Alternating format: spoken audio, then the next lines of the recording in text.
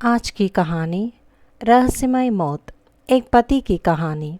शहर के एक किनारे बसे उस छोटे से मोहल्ले में हर चीज़ सामान्य थी।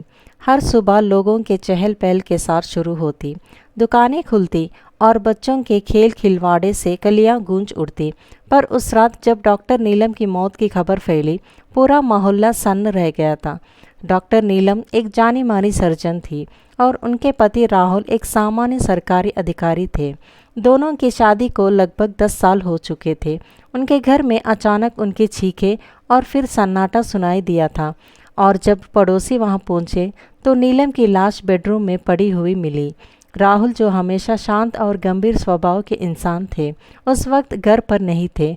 जब वह वहां पहुंचे तो पुलिस और पड़ोसी पहले ही वहां जमा हो चुके थे।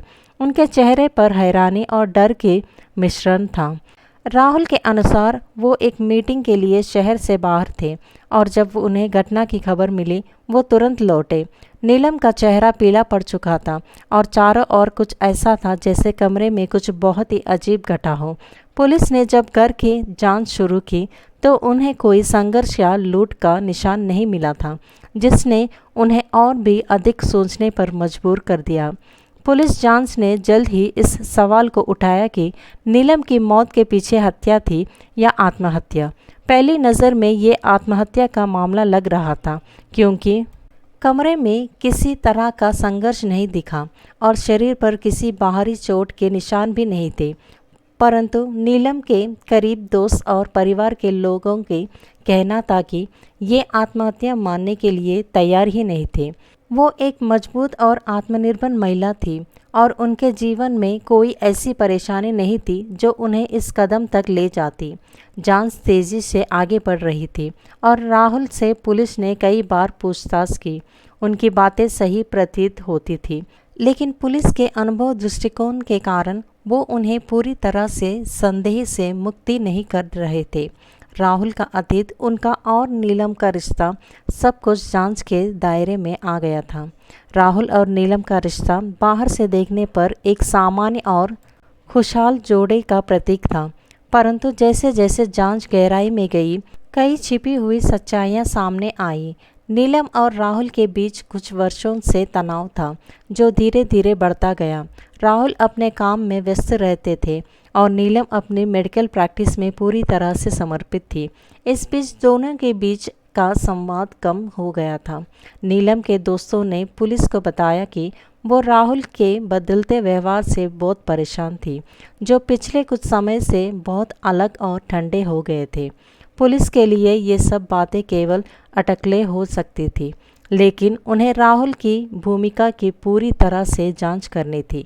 इसी बीच राहुल के ऑफिस की मीटिंग के बारे में भी शक पैदा हो गया, क्योंकि कुछ सहकर्मियों ने पुष्टि की थी कि राहुल उस रात घर से काफ़ी देर से निकले थे।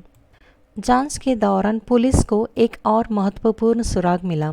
नीलम के लैपटॉप से कुछ ईमेल्स मिले जो उन्होंने अपनी एक करीबी दोस्त को भेजा था। उन ईमेल्स में उन्होंने इशारा किया कि उन्हें डर है कि कोई उनके खिलाफ साजिश रच रहा है। नीलम ने अपनी शादीशुदा जिंदगी के तनावों का उल्लेखन किया था, लेकिन साथ ही ये भी लिखा था कि उन्हें कुछ अजीब घटनाएं घर में महसूस हो रही थी। ईमेल्स से ये बात स्पष्ट नहीं थी कि नीलम किसी बात से डर रही थी, लेकिन उन्होंने अपनी दोस्त से कहा कि वो जल्द ही उससे मिलकर सब कुछ बताएगी। दुर्भाग्यवश वो मुलाकात कभी नहीं हो सकी। इन ईमेल्स ने एक नया रहस्य खड़ा कर दिया। क्या नीलम को पहले से अपनी मौत का अंदेशा था? जैसे जैसे जांच आगे बढ़ी, पुलिस ने एक और आश्चर्यजनक जानकारी प्राप्त की। नीलम की मौत से कुछ दिन पहले उन्होंने अपनी लाइफ इंश्योरेंस पॉलिसी का नाम राहुल से हटाकर अपने छोटे भाई के नाम कर दिया था। ये बात राहुल को बिल्कुल नहीं पता थी, और जब पुलिस ने उनसे इनके बारे में सवाल किया तो वो बहुत चौंके। इस जानकारी ने पुलिस को ये सोचने पर मजबूर कर दिया कि क्या नीलम और राहुल के बीच किसी बड़े विवाद की शुरुआत हो चुकी थी, जिसका अंत इतना खतरनाक हुआ। जांच का सबसे निर्णायक मोड़ तब आया जब पुलिस ने घर के पास के सीसीटीवी कैमरे की फुटेज की गहन जांच की। फुटेज में साफ देखा गया कि जिस रात नीलम की मौत हुई, राहुल रात के 10 बजे के करीब घर पर लौटे थे, जबकि उन्होंने पुलिस को बताया कि वो रात भर घर पर नहीं थे और किसी ऑफिस मीटिंग में व्यस्त थे। इस फुटेज के सामने आने के बाद राहुल का बयान झूठा साबित हो गया और पुलिस के संदेह और गहरे हो गए थे। फॉरेंसिक्स जांच से ये भी पुष्टि हो गई कि नीलम की मौत जहर से हुई थी, जिसे धीरे धीरे शरीर में इंजेक्ट किया गया था। ये जहर उनके शरीर में पिछले कुछ दिनों से मौजूद था और धीरे धीरे उनके अंगों को प्रभावित कर रहा था। जहर ऐसा था जिसे सामान्य व्यक्ति पहचाना नहीं सकता, लेकिन एक डॉक्टर आसानी से इसका इस्तेमाल कर सकता था। अब पुलिस के पास सारे सुराग मिल चुके थे जो सीधे तौर पर राहुल की ओर इशारा कर रहे थे। राहुल की गिरफ्तारी के समय मोहल्ले के लोग हैरान थे। उन्हें विश्वास ही नहीं हो रहा था कि एक सामान्य दिखने वाला आदमी, जिसने हमेशा शांत और सभ्य व्यक्तित्व प्रस्तुत किया, अपनी ही पत्नी का हत्यारा हो सकता है। राहुल ने धीरे धीरे अपनी पत्नी नीलम के प्रति ईर्ष्या और गुनाह पाल ली थी। नीलम की प्रोफेशनल सफलता ने राहुल के आत्मसम्मान को ठेस पहुंचाई थी। नीलम एक प्रसिद्ध सर्जन थी, जबकि राहुल एक साधारण सरकारी नौकरी कर रहा था। समाज में नीलम की बढ़ती प्रतिष्ठा और घर में राहुल की बढ़ती अहमियत ने उनके रिश्ते में दरार पैदा किया था। ये दरार धीरे धीरे इतनी गहरी हो गई कि राहुल ने नीलम से दूरी बना ली और मन ही मन उसके खिलाफ षड्यंत्र रचने लगा। राहुल ने कई महीनों तक नीलम को धीमा जहर देना शुरू किया।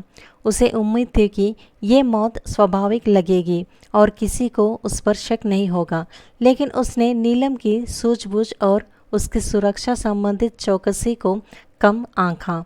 नीलम ने अपनी तबीयत में बदलाव महसूस किया और धीरे धीरे समझ गई कि कुछ गड़बड़ हो रही है। ईमेल के माध्यम से वो अपनी एक करीबी दोस्त को अपने डर के बारे में बताया था, लेकिन अफसोस कि वो इसके बारे में पूरी तरह से बोलने से पहले ही मारी गई थी।